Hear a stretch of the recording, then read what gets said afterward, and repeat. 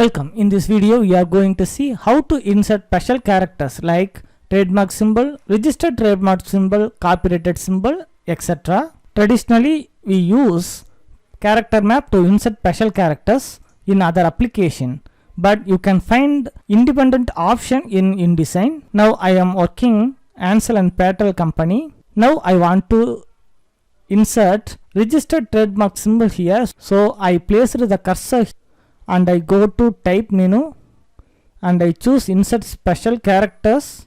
I choose symbols in the submenu, bullet characters, copyright symbol, ellipses, paragraph symbol, registered trademark symbol here, section symbol, trademark symbol here.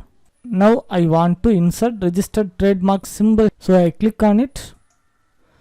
You can see the registered trademark symbol is placed here. Now I want to scrolling down. Here you can see 2 to 12 inches. This is not a dash. Here I want to insert n dash, so I select this one and delete it. Now the cursor is blinking here. This time I go to type menu. The same way I choose insert special character.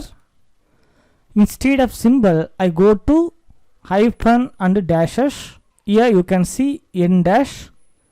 I click on it. Now the n dash is placed here. Already you know many special characters built into the font you can insert using character map in other application. In InDesign you can insert those special characters with the help of Glyphs panel.